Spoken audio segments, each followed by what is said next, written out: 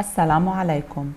Aujourd'hui, on va étudier le document 2 du chapitre 15, l'évolution cyclique des hormones ovariennes.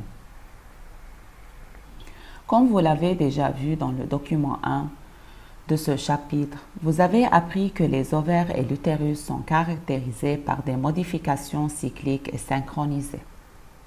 Mais pourquoi les cycles ovariens et utérins sont-ils synchronisés? Comment l'ovaire et l'utérus sont-ils reliés et quelle est la nature de cette relation? Pour répondre à ces questions, examinons les expériences réalisées sur des souris femelles dans le document A de vos livres, page 196. Je veux que vous interrompiez la vidéo pour un moment et d'essayer d'interpréter cette expérience. Bon, au début, de nombreuses souris témoins aux ovaires intacts présentent un développement cyclique de l'endomètre, alors qu'une ovariectomie bilatérale ou une ablation des deux ovaires chez des souris conduit à l'absence du développement de l'endomètre. Cela signifie que le développement de l'endomètre dépend des ovaires ou bien que les ovaires stimulent le développement de l'endomètre. Mais dans la troisième expérience, lorsqu'une ovariectomie des deux ovaires est suivie d'une greffe des ovaires sous la peau, le développement cyclique de l'endomètre est conservé, ce qui signifie que les ovaires stimulent le développement cyclique de l'utérus indépendamment de sa localisation, et donc la relation entre les ovaires et l'utérus doit se faire par la circulation sanguine.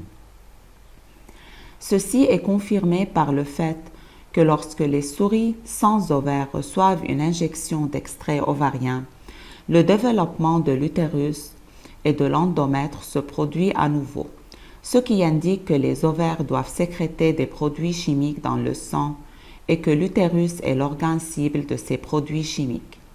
Mais comme vous l'avez remarqué dans les résultats de l'expérience 4, le développement utérin lors d'injections quotidiennes d'extrait ovarien ne se produit pas de manière cyclique. Cela indique que les ovaires doivent sécréter ces produits chimiques d'une manière cyclique et non d'une manière quotidienne constante. Bon, l'ovaire est une glande endocrine, comme toutes les autres glandes endocrines. Elle sécrète des hormones dans la circulation sanguine. Ces hormones sont circulées par le sang pour atteindre les cellules cibles.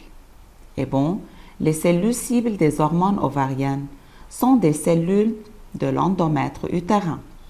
Et comme ces hormones sont sécrétées par l'ovaire d'une manière cyclique et variable, le développement de l'endomètre est également cyclique.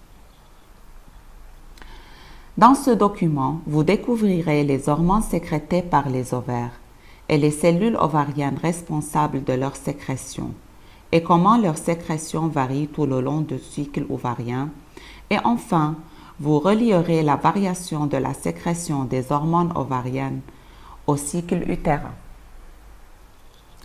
Avant de commencer, rappelons l'anatomie de l'ovaire et les structures qui s'y trouvent.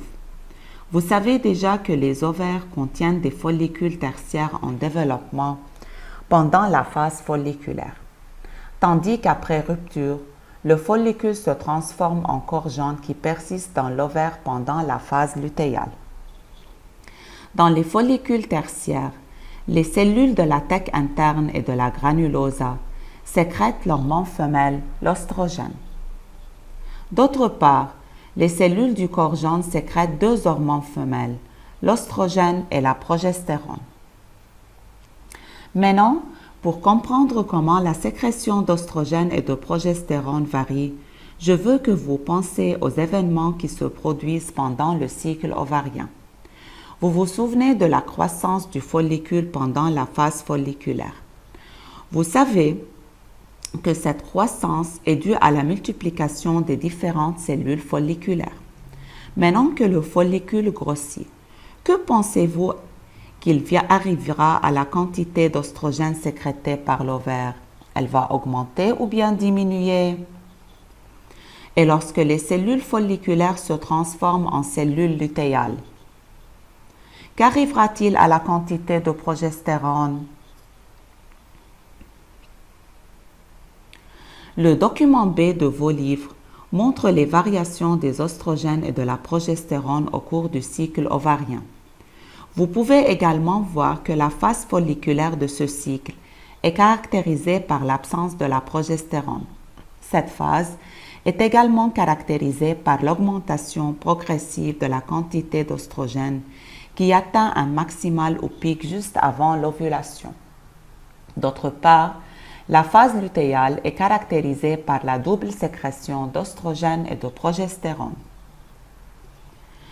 En se basant sur votre compréhension des événements qui se produisent dans l'ovaire, vous pouvez facilement expliquer les variations des taux d'oestrogène et de la progestérone. À mesure que les follicules grossissent progressivement, le nombre des cellules folliculaires augmente et donc la quantité d'oestrogène sécrétée augmente également. Cette quantité atteint son pic lorsque le follicule